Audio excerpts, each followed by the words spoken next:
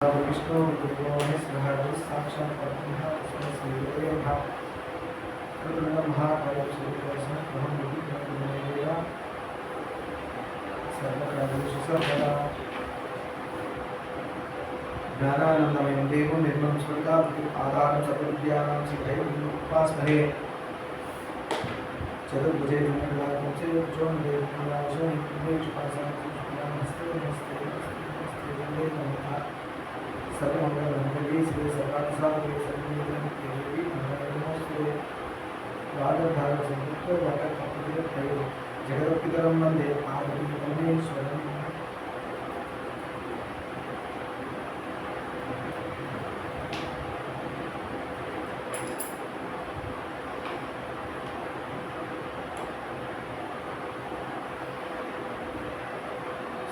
నిన్నటి రోజున సత్వగుణం రజోగుణం తమోగుణాలు ఎలా వాడి లక్షణాలు ఏ లక్షణాలు ఉండడం వల్ల వాడు సత్వగుణంలో ఉన్నాడని చెప్పచ్చు, ఏ గుణాలు ఉండడం వల్ల వాడు రజోగుణంలో ఉన్నాడు, ఏ గుణాలు అంటే తమోగుణంలో ఉన్నాడని ఇంపార్టెంట్ టాపిక్ చెప్పుకున్నాం. నిన్న తక్కువ మంది ఉన్నారు కాబట్టి వాళ్ళు మళ్ళీ రివైజ్ చేద్దాం ఒకసారి. చాలా ఇంపార్టెంట్ నోట్ చేసుకోవాలి. ఎందుకంటే మనం ఇప్పుడు సత్వంలో ఉండడానికి ట్రై చేయాలి. మనకి తెలియకుండా మన రజోగుణంలో తమోగుణంలో ఉండి మన జీవితాన్ని పాడు చేసుకుంటున్నాం. సత్వగుణంలో ఉండే ప్రయత్నం చేయాలి.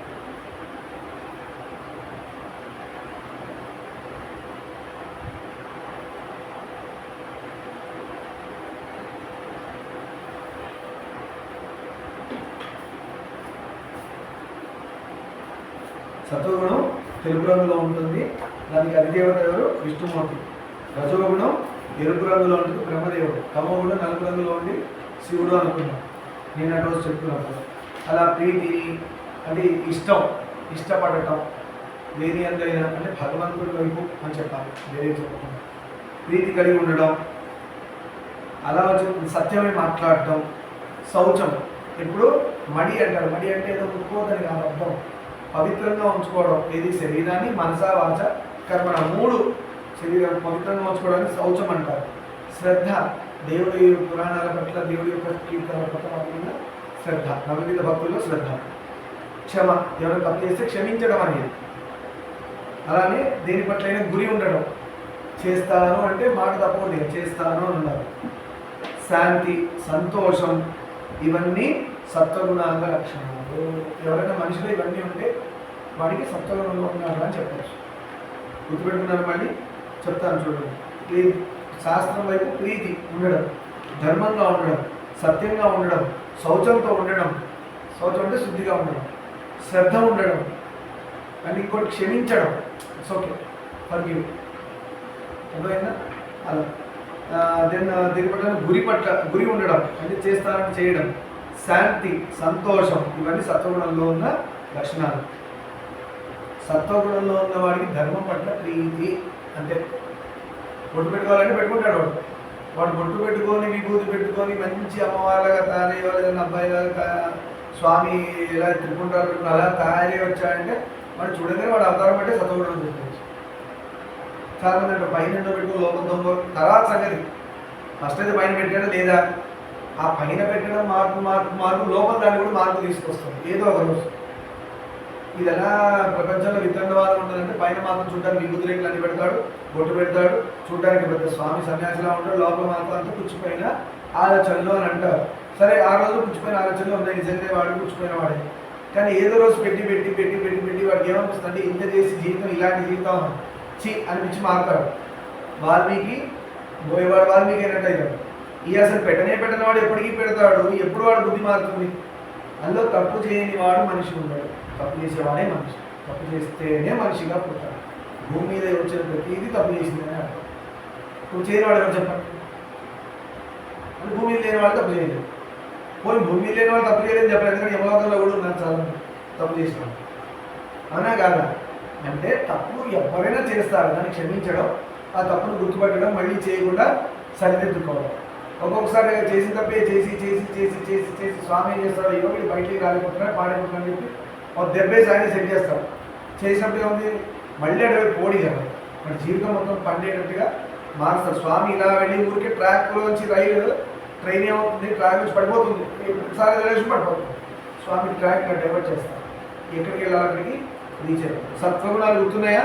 ఇప్పుడు రజోగుణం గురించి మాట్లాడదాం. రజోగుణం అంటే మనకు ఉండకూడని లక్షణాలు ఎన్ని ఉన్నాయో ఇది చెప్పుకుంటే మనం తెలుస్తాం. దీనికి రంగు ఏ రంగు? రజోగుణం ఓకే, రెడ్ కలర్. దీనికి అది దేవతలు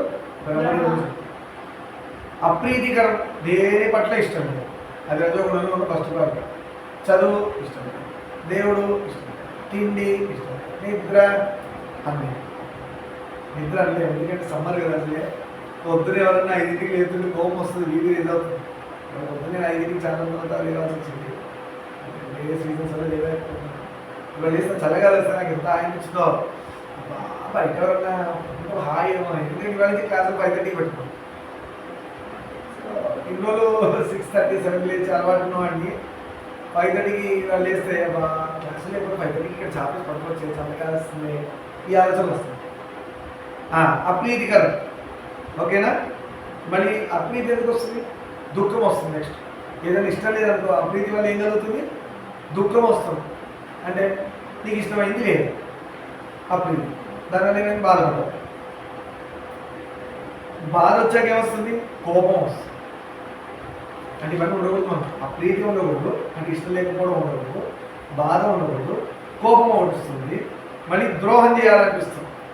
నా దగ్గర పెళ్ళిలా కొట్టాను, అన్యాయంగా లాగేసుకున్నాం, నా దగ్గర ఉన్న బలంతో లాక్కున్నాం, నోటితో బాధ పెట్టి గుంజుకున్నాం, తీసుకున్నాం. ఇవన్నీ ద్రోహాలు. అస్థిరత్వం, మైండ్ బ్యాలెన్స్ పోయింది. ఇవన్నీ వస్తూ ఉంటుంది. ఆ మైండ్ ప్రెజెంట్గా ఉండడం. ఈ లైట్ ఉత్కంఠ, ఏమవుతుందో ఏమవుతుందో అని ఒక టెన్షన్ స్టార్ట్ అయింది.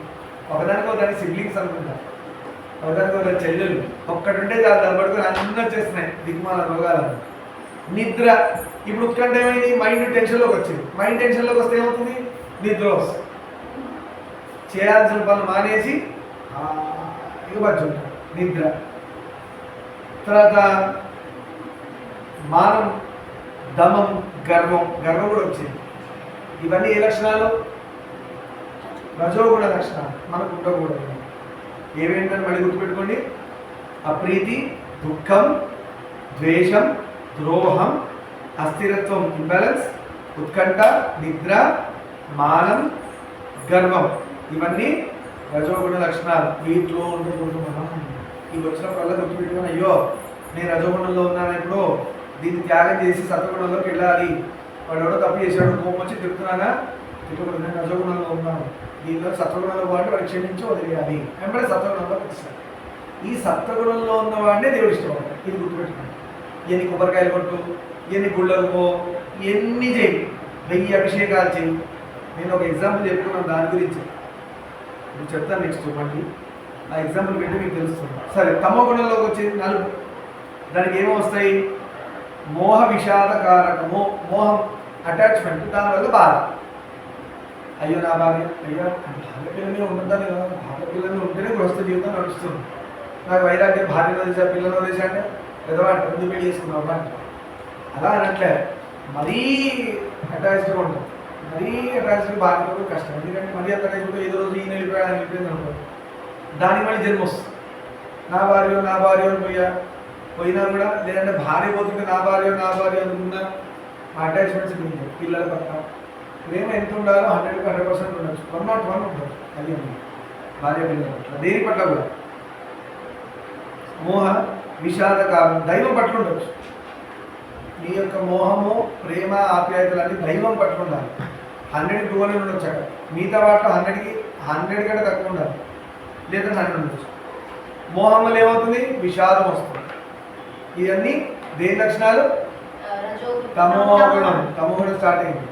అట్రాక్షన్, లేదంటే దేని మీద మోహం పెట్టుకోవడం, దాన్ని మనం డిపెండ్ అవ్వడము.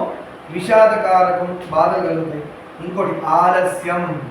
ట్యూషన్ 6:30 అంటే 7కి వస్తారు. వాళ్ళందరూ తమో గుణంలో ఉన్న వాళ్ళు. ట్యూషన్ డుమా కొట్టినప్పుడు తమో గుణం. అజ్ఞానం, నాలెడ్జ్ లేకపోవడం, తమో గుణం. అందువల్ల తప్పులు జరుగుతుంటాయి. వాళ్ళు నాలెడ్జ్ పెట్టుకోవాలి. నిద్ర, మెయిన్ క్వాలిటీ. అంటే నిద్ర అంటే రోజు పోయి నిద్ర, అది కాదు కానీ అడ్డదినే పోయి నిద్ర గురించి. పడుకోవాల్సిన ధర్మమైన నిద్ర పడుకోవాలి, అది లేకపోతే పేషెంట్ అవుతాడు.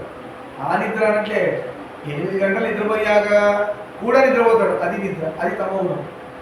సో మనం 6 గంటల నుంచి 8 గంటల వరకు ఉన్న నిద్రను మాత్రమే ధర్మమైన నిద్ర అంటారు. అంటే బాడీకి ఇవ్వాలి, బాడీని మెయింటైన్ చేసుకోవడం కూడా ధర్మమే. అది ఉంటేనే కదా మనం దేవుడు పురాణాలు వింటాం, అభిషేకాలు చేస్తాం, పుణ్యకార్యాలు చేస్తాం, ధ్యానం చేస్తాం, యోగం చేస్తాం, స్వామిలో కలుస్తాం. శరీరం లేనప్పుడు ఎట్లా కలుస్తారు? చేయలేము మనం ధర్మమైన కార్యక్రమం. అలా ధర్మమైన నిద్ర పోవచ్చు. దైన్యం, భయం, నెక్స్ట్ భయం తెలుసుగా, వివాదం, ఎంతసేపు గొడవలే.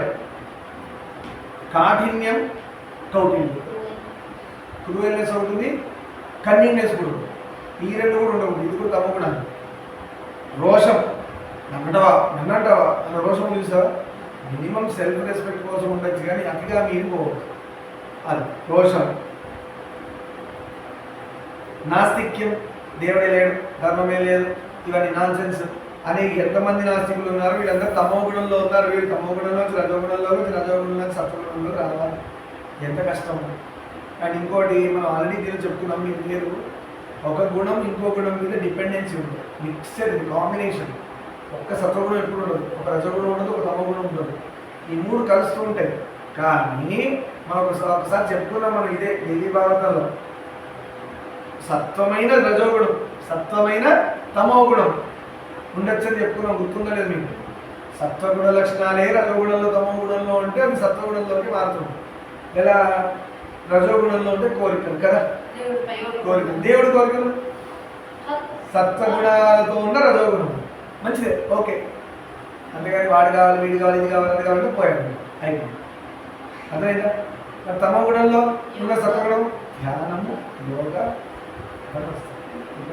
యోగం. సరే, అలా ఇవన్నీ తమో గుణాలు. సరే, ఇందాక మనం ఒక ఎగ్జాంపుల్ చెప్దాం అనుకున్నాం కదా, గుడ్డకు పోయిన వాడు వీడన్నీ చేసి వచ్చాడు, అయినా కూడా వాడు ఎన్ని చేసినా వేస్ట్. ఎందుకు? సత్వంలో లేనప్పుడు వాడు ఎన్ని చేసినా వేస్ట్. ఇప్పుడు కూడా మనకి గుణాలు మారుతుంటాయి, కానీ రజోగుణంలో కూడా సత్వంలో ఉండే లక్షణాలు చూసుకోవాలి. తమో గుణంలో కూడా సత్వ లక్షణాలు ఉన్నాయని చెక్ చేసుకోవాలి. ఒకడు పుణ్యతీర్థానికి వెళ్ళాడంట, స్నాన సంధ్యాదులు చేశాడట, నాలా నిత్య విధులు నిర్వర్తించాడు, పూజలు, డ్యూటీలు అన్నీ చేశాడు, దాన ధర్మాలు ఇచ్చాడు. పాపం చూడండి, అన్ని సత్వగుణ లక్షణాలే కదా, అన్నీ మంచి పనులు చేస్తున్నాడు. కొంతకాలం ఆ యొక్క తీర్థంలో నిద్రపోయాడు, అక్కడే నిద్రించాడు. అది కూడా పుణ్యకార్యం. దేవుడు కూడా నిద్ర చేయడం గొప్ప పుణ్యకార్యం. అర్థమైందా? అట్లా పూజ చేయడం ఆలోచన నిద్రపోమని కాదు, దేవుడి కూడా పర్మిషన్ తీసుకుని రాత్రి నిద్రలు చేస్తారు, నిద్ర చేయడం అంటారు. అది గొప్ప కార్యక్రమం, పుణ్యమైన కార్యం. అయినా వాడిని కామక్రోధాలు విడిచిపెట్టేది అనుకోండి. అలా అన్ని పుణ్యకార్యాలు చేసినా వాడిని కామము క్రోధం విడిచిపెట్టలేదు. అంటే అన్ని రిక్వైర్మెంట్స్, కామం ఉంటే క్రోధం ఉంటుంది. కామం అంటే ఏంటి? కోరికలు. ఆ కోరికలు తెలియదు కోపం వస్తుంది, బాధ వస్తుంది, బాధలు కోపం వస్తుంది. ఇంకా చెప్పుకున్నాం కదా రజోగుణ లక్షణాలు. అట్లా ఇంటికి తిరిగి వచ్చి యథారీతిగానే ఉంటారు. ఇంటికి వచ్చేవారు మళ్ళీ మామూలు విషయాలు పడతారు. 5 సంవత్సరాలు దీక్షకి వెళ్ళేసిన వాళ్ళు ఇంటికి వచ్చేసి ఎన్ని చేస్తుంటారు? అదేవిధంగా దీక్షలో ఉన్నసేపు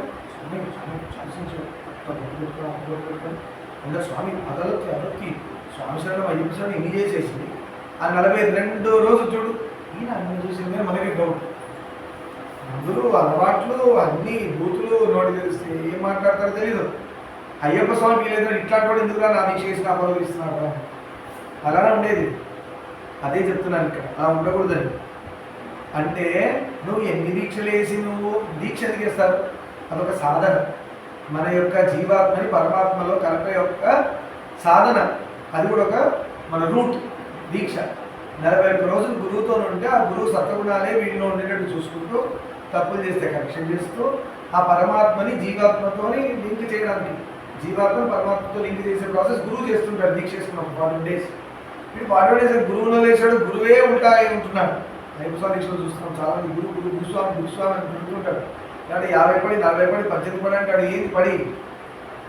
ఎన్ని పళ్ళు వేసినా పాడెక్కే వరకు వాడు బుద్ధి మారలే, వేస్ట్. అదే అంటున్నారు ఇక్కడ. ఏమంటున్నారు? దేవీ భాగవతంలో అమ్మవారు చెప్తుంది ఏంటంటే, యథారీతిగా ఉంటే వాడు ఎన్ని తీర్థయాత్రలు చేసి ఎన్ని దీక్షలు వేసినా ఏమి ఫలితం అని అడుగుతున్నామో. అంటే ఏమైంది? ఇక్కడి నుంచి గుడిదాకా పోయి దర్శనం చేసుకుని ఇంటికి వచ్చినట్టు. గుడిదాకా వెళ్ళాడు, డబ్బులు ఖర్చు పెట్టాడు, నీ వేశాడు, అందరిని పట్టుకున్నాడు, ఇంట్లో చదువుకున్నాడు, సామాన్లు తీసుకున్నాడు, అన్ని తీసుకున్నాడు, మొత్తం గొప్ప ప్లానింగ్ చేశాడు 1 year నుంచి. వెళ్ళి తిరుమలలో పోదాం, గుడి దాకా వెళ్ళి రిటర్న్ ఇంటికి వచ్చాడు. అంటే ఎలా ఎంత చేసినా పుణ్యకార్యం పోయింది, కొట్టుకుపోయింది. దేనివల్ల కొట్టుకుపోయింది? అన్ని గుళ్ళు చేసి గుడి కట్టించినా, ఎన్ని దాన ధర్మాలు చేసినా, ఎన్ని పూజలు చేసినా వాడిలో ఉన్న లక్షణాలు వాడు తీయకపోతే ఆ గుడికి వెళ్ళిన ఫలితం 0.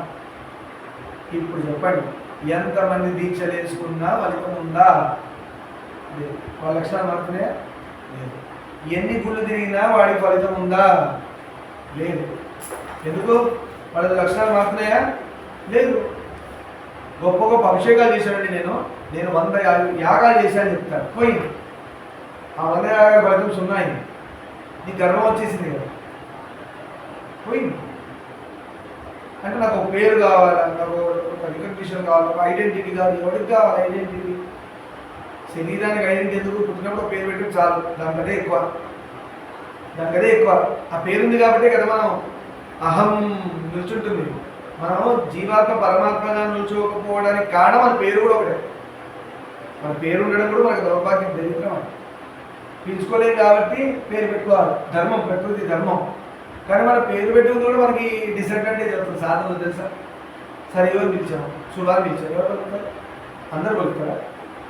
ఎవరికి పేరు పెట్టే వాళ్ళే పలుకుతారు. అది కూడా డిస్ట్రాక్షనేగా. నీకు అటు ముసుకుని ధ్యానం చేసుకుంటారు. శ్రీకాంత్ అన్న పిలిచారు, నా పేరే నన్ను పాడు చేశాను. అందుకని యోగులు ఏం చేస్తారంటే అన్నీ వదిలేస్తారు.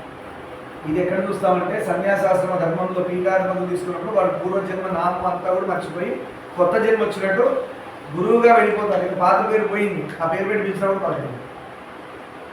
సన్యాస ధర్మం అది పూర్వాశ్రమం అంటారు. అప్పుడున్న పేరు, తల్లిదండ్రులు అన్నీ కొత్త జన్మ. సన్యాస దీక్ష తీసుకోవడం. రీసెంట్గా కాంచీపురంలో చిన్నస్వామి ఒక వచ్చాడు, నుంచున్నాడు. అంతా ఇక్కడ పూర్వాశ్రమం పోయింది. ఇంకా ఈయన నా ఫ్రెండే అని చెప్పకూడదు, గురువు గారండి అని.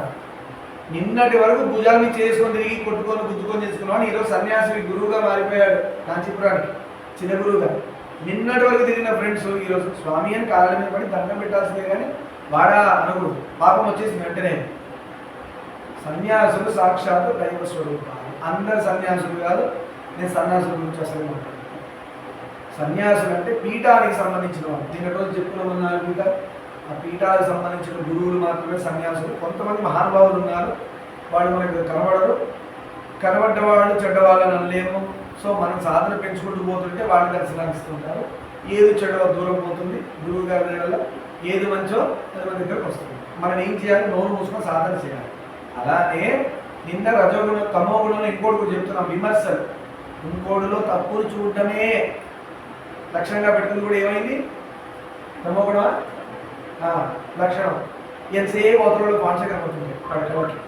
ఇది గురువుకి ఆమోదించడం, గురువుకి ఇది పెట్టకూడదు. గురువు చూడకపోతే గురువుగారు నేను తప్పుగా మీకు రజోగుణం ఉంది స్వామి, తమగుణం అని చెప్పకూడదు. గురువు గారే తప్పు చెప్పకపోతే నేను ఎవరు కరెక్ట్ చేస్తున్నాడు. సో ఇది మనలాంటి మామూలు మనుషులకి కానీ గురువులకి, కారణ జన్ములకి గుణాల గురించి డిస్కస్ చేయకూడదు. వాడు ఇవన్నీ దాటేసి వెళ్ళిపోయారు. సత్వగుణం పైన ఉన్న విశుద్ధ సత్వంలో ఉన్నారు వాళ్ళు. అందుకని మనం వాళ్ళకి ఇవన్నీ ఆపాదించకూడదు. సరే అలా చెప్పుకున్నాం నిన్నటి రోజున. సరే ఇవాటి కంటిన్యూషన్. రజోగుణం ప్రబుద్ధమైతే అది సనాతన ధర్మాలను విడిచిపెడుతుంది. చూసారా, రజోగుణం ఇందా చెప్పిన క్వాలిటీస్ మనలో ఎక్కువ ఉంటే ఏం చేస్తుంది? సనాతనమైన ధర్మాన్ని వదిలేస్తారు అంటారు. కానీ బొట్టు పెట్టుకోవాలంటే పెట్టుకోడు, ఇలా పద్ధతిగా ఉన్నట్టు ఉండడు, అమ్మాయిలు నీటి తాగాలంటూ ఉండడు, అడ్డదిద్దమని బట్టలేస్తారు, ఎట్టబడితే అట్లా ఉంటారు. వాళ్ళంతా రజోగుణం బాగా ఉంది వాళ్ళలో అని చెప్పాలి. అంటే వాడు పాడైపోతున్నాడని అర్థం. వాడు ఏదో పడతాడు, పడి పడి పడి పడి జన్మలొచ్చి ఏదో రోజు ఈ జన్మలో ఎదురు పురాణం చెప్పేవాడి మాట వినేస్తే అయిపోయాయి. వినలే. వాడు రజోగుణము తమో గుణాలు పట్టుకుని వాడి రాక్షసులా పీడించి జన్మనిచ్చి ఎప్పుడో బుద్ధి పుడితే, ఎప్పుడో ఇలాంటిది మళ్ళీ అవకాశం వస్తే వింటే వాడు సత్సంలోకి వెళ్తే అప్పుడు మారుతుంది. జన్మ మారడం స్టార్ట్ అవుతుంది. జన్మ మారాలనే కాన్సెప్ట్ స్టార్ట్ అవుతుంది. దీన్ని బట్టి అర్థం చేసుకోండి, గొప్పది మనం ఎదురుగా నడుస్తున్నాం, మనం దాన్ని గుర్తించలేదు. ఎందుకు? ఇంత బిజీ బిజినెస్ వరల్డ్లో మనం ఫోన్లు, ఫ్రెండ్స్, ఇంకేవేవో టీవీలో ఎన్నున్నాయి, నెత్తిలో అసలు ఇది అత్తే అన్నీ ఉన్నాయి. ఇది ఉంటే ఆ ఉన్నా కూడా ఇబ్బంది లేదు, అవి ఉండి ఇది లేకపోతేనే డేంజర్. ఇది ఉండి దీని మీద మీరు ఏమైనా చేయండి, ఇది తీసేస్తుంది దాన్ని. ఇది పెట్టుకోకుండా మనం అన్నీ పెట్టుకుంటున్నాం, ఇది ఎంటర్ అవ్వట్లేదు. ఎంత డీప్ అది చూసుకున్నాం. రాజసి శ్రద్ధను పొంది అన్ని ధర్మాలను అవలంబిస్తుంది. అర్థకాంక్ష ఒక ఎక్కువ అవుతుంది. భోగేచ్ఛ ప్రబలుతుంది. సత్వమో గుణాలు సమసిపోతాయి. ఇప్పుడు ఏమైనా సత్వగుణం తమో గుణాలు పోయినాయి. ఎందువల్ల రజోగుణం ఎక్కువైపోయింది. అంటే ఏమైనా భోగలాలస, కంఫర్ట్స్ కావాలి వాటికి, కంఫర్ట్స్. అది రజోగుణం బాగా ఉన్నాడు. ఎండలో ఉండలేదు, ఏసీ నడవలేడు, పండిన. నిజంగా పొడవాడికి ఇవన్నీ ఉన్నాయో ఒకసారి ఆలోచన చేయండి. ఇవన్నీ కంఫర్ట్స్ ఇప్పుడు వచ్చాయి, కానీ మీరు ఒక 10-15 years బ్యాక్ వెళ్తే ఉన్నాయా ఇన్ని కంఫర్ట్స్ ఉన్నాయి? 10-15 years బ్యాక్ వెళ్తే మా నాన్న వాళ్ళ చిన్నతనంలో ఉన్నాయా? మా తాతల టైంలో ఉన్నాయా? మరి వాళ్ళు ఎలా గడిపాడు? అందుకని వాళ్ళు పాడవలేదు. వాళ్ళ జన్మలు మనంత దారుణంగా లేవు. వాళ్ళవన్నీ గొప్ప జన్మలు. అందుకే వెళ్ళిపోయిన వాడు గొప్పవాడు రా అంటే. వాడు మళ్ళీ పుడితే దరిద్రం, కానీ పుట్టకుండా మోసంలోకి వెళ్ళిపోయిన ఇంకా గొప్పవాడు. ఎందుకంటే ముందు అంతా దరిద్రమే. పుడితే డేంజర్, కానీ ముదురుతూ ఉంటుంది కదా. ఇప్పుడే తెలిసింది. ఇంక ముందు ఇప్పుడు చచ్చినాడు వాడు మళ్ళీ పుట్టాడు చచ్చాడు. అర్థమైందా? ఆయనాలు 2 ఉంటాయి, ఉత్తరాయణం దక్షిణాయనం. దక్షిణాయనంలో పోయిన వాడికి మళ్ళీ జన్మ ఉందంటారు, ఉత్తరాయణంలో పోయిన వాడికి జన్మ లేదంటారు. శాస్త్రంలో అలా ఉంది. భగవద్గీతలోనే చెప్పాడు శ్రీకృష్ణ వారు. 2 మార్గాలు ఉన్నాయి ప్రాణం పోవడానికి.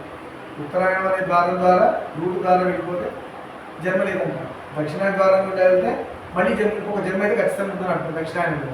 కానీ దీనిలో మళ్ళీ ఎక్సెప్షన్స్ ఏంటి అంటే సాధువులకు, భక్తులకు ఇది చెరదు. ఎందుకు చెరదు? వాడు ఉత్తరాయణ దక్షిణాయనం లేదు, వాడు ఈ రోజు పోయిన కూడా పుణ్యతిదే. ఎందుకు? వాడు శరీరం కాదు కదా, అతను శరీరం కాదు. ఆయన జీవాత్మ ఏమైంది? పరమాత్మ అయింది. పరమాత్మకి ఈ రూల్స్ చెప్తుంది, ఇవన్నీ రూల్స్ మనుషులే కదా. అందుకే రామకృష్ణ పరమహంస గారు సాధన చేస్తూ చేస్తూ చేస్తూ ఒక స్టేజ్లో యజ్ఞోపవీతం తగిలింది ఆయన చేయి. ఆయన అనుకున్నారట, ఓహో ఈ యజ్ఞోపవీతం వల్ల బ్రాహ్మణుని అని గుర్తిస్తున్నారు. అంటే నాకు ఒకటి అంటిస్తున్నారు, బ్రాహ్మణుడు అనేది ఒకటి అంటిస్తున్నారు. అదేంటి? దైవత్వానికి బ్రాహ్మణుడు, క్షత్రియుడు, వైశ్యుడు, శూద్రుడు అని ఉన్నాయా? దైవత్వానికి లేవు. తీసుకొచ్చుకోవడం ఎవరు? స్వామి వివేకానంద గారి గురువు గారు రామకృష్ణ, ఆయన అలా చేశారు.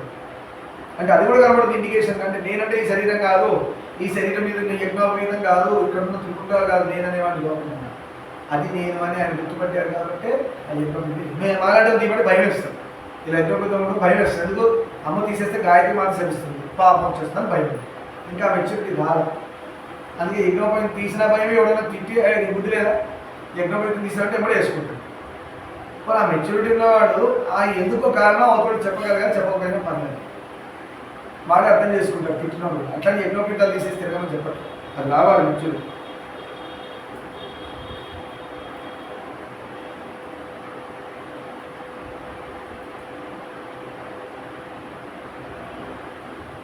ఇప్పుడు తమో గుణం ఎక్కువైతే ఏంటి డేంజర్? ఇంకా రజోగుణం చెప్తే ఏమవుతుందో, మనం సనాతన ధర్మం నుంచి దూరం వెళ్ళిపోతుంటారు. ధర్మాలు ధర్మమైన కార్యక్రమాలు వాళ్ళు చేయరు, రజోగుణంలో ఉంటాయి. ఇప్పుడు తమో గుణము ఎక్కువైతే ఏమవుతుంది? వేదాల యందు, ధర్మశాస్త్రాల యందు నమ్మకం పోయి వాడికి ఇదంటే ఏం లేదంటారు. అంటే వాడు తమో గుణం పోయి వాడి దగ్గర పోద్దు, వాడి నీడ కూడా మన మీద పడదు. రజోగుణం వాడు ఏం చేస్తాడు? ఇందాకేమనుకున్నాం, ధర్మాలను విడిచిపెడతాడు. ధర్మాలను విడిచిపెట్టిన వాడు రజోగుణుడు. అసలు ధర్మాల మీద నమ్మకం లేనివాడు తమో గుణుడు. ఈ ఇద్దరితో డేంజరు. ఎవరికి డేంజరు? సత్వగుణంలో ఉన్న వాడికి డేంజర్. అంటే ఏం చేయాలి? అలాంటి వాడు కనబడి, అలాంటి లక్షణాలు కనబడి వాడికి దూరంగా ఉండాలి. నేను కళ్ళ పుస్తకం రామ రామ రామ రామ రామ రామ రామ రామ అనుకుంటూ కూర్చోవాలి. ఆ తమో గుణం, రజోగుణం ఎఫెక్ట్ మన మీద పడుకుని ఉండడం కోసం. లేదంటే వీడేమవుతాడు? సత్వగుణంలోంచి రజోగుణంలోకి, తమో గుణంలోకి వచ్చేస్తాడు. పాడైపోయాడు కదా. అదే ఫ్రెండ్స్ పక్కన పాడు చేసింది ఇదే. మంచి గుడికి వెళ్ళేవాడు ఏమవుతారా అని చెప్పి ఎక్కడికో తీసుకున్నాడు. సత్వగుణంలో చెప్పారు, రజోగుణం తమో గుణంలోకి పోయాడు, నాశనం. మనకి ఫ్రెండ్స్ దగ్గర చేసే ఎంపిటీ చుట్టాలు.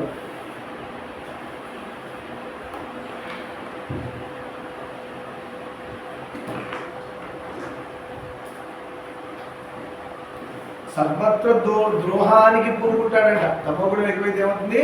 సర్వత్ర ద్రోహం, అన్నిటికీ ద్రోహం చేయడం సాధిస్తారు వాళ్ళు. భార్య పిల్లలకి ద్రోహం, సమాజానికి ద్రోహం, మిత్రుడికి ద్రోహం, ఏమంటాం చుట్టాలకి ద్రోహం, అంతా ద్రోహమే వాడు చేసేది. దానివల్ల ఏమో అశాంతి వస్తుంది. ఎవడో చేయబడతాడు, ఎవడో చంపేస్తాడు, ఈ టెన్షన్. డబ్బు ఎక్కువ కూడా తమ్మకుండా ఎందుకు టెన్షన్ ఎక్కువ, దొంగలు వస్తారేమో, చుట్టాలు వచ్చి కొట్టేది తీసుకుపోతారేమో. రజసత్వాలను జయించి క్రోధానికి దుర్మతికి సాఠ్యానికి పాల్పడుతుంది, స్వేచ్ఛ ధ్యానం చేస్తుంది.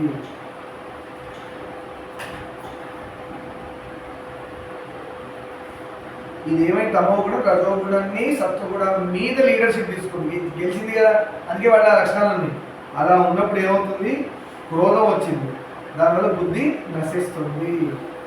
ఎలా అంటే అలా మనస్సు తిరగడం స్టార్ట్ చేస్తుంది. ఏ గుణం వల్ల?